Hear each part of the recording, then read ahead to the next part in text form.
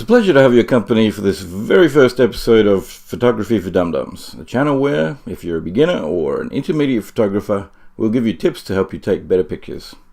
The things we'll talk about will mostly be applicable to any equipment, whether that be your phone, compact camera, a DSLR, or even a film camera. Having said that, sometimes I'll do an extra segment dedicated to one particular type of equipment.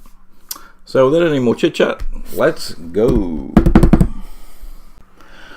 Okay, so focus on the subject. This doesn't just mean focus in terms of being in focus or out of focus, but drawing the eye of your viewer to the subject.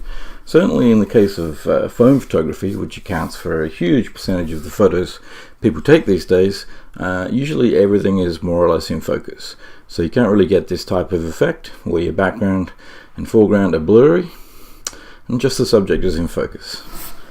Well, that's not 100% true, because you can use apps like Afterfocus and Blur Image to paint in blurriness with your finger. And there are also clip-on zoom lenses that you can buy for your phone for like $20–30, around about that mark, which will blur the background to a degree and make your subject pop out more, giving you a cooler image.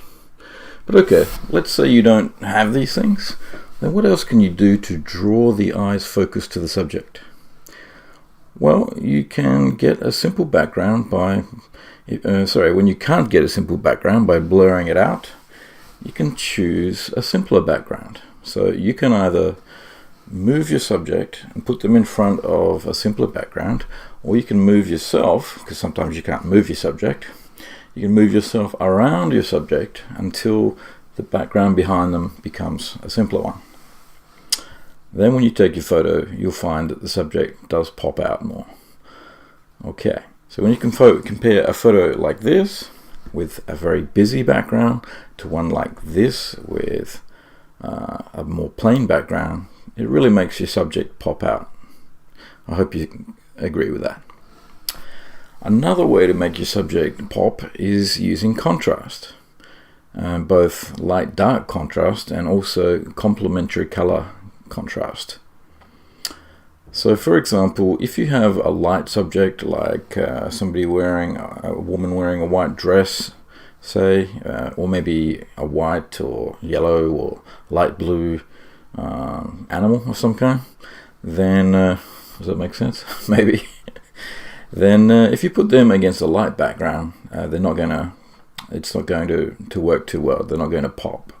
But if you put them against a darker background, obviously they're going to stand out more.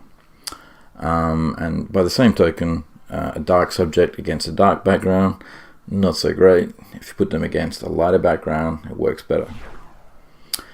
The last way that I'm going to talk about right now to draw more focus to your subject is by using complementary colors. If you Google color wheel, you will see that red is the opposite of green on the color wheel, and vice versa. Yellow and violet are opposites, and blue and orange are opposites. And there are also colors between these which are opposites. So if you have, say, an orange colored subject, that is going to pop more against a blue background, and vice versa. If you have a blue subject, if you can get them against some kind of orange background, it's going to pop more.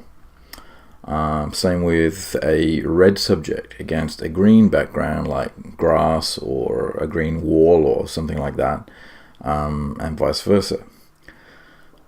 Okay, so complementary colors, a way to make your subject pop.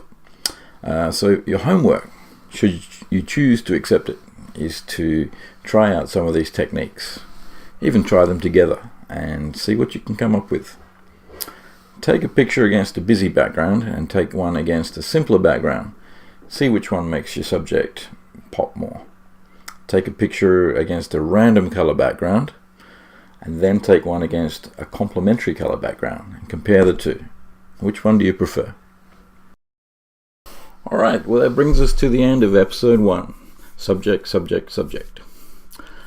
And I've really enjoyed bringing this first episode to you, and if you've enjoyed the episode or learned something, then take a moment to click the like button down there and maybe subscribe to the channel. Always remember, Don't be a dummy. Watch photography for dum-dums. Bye.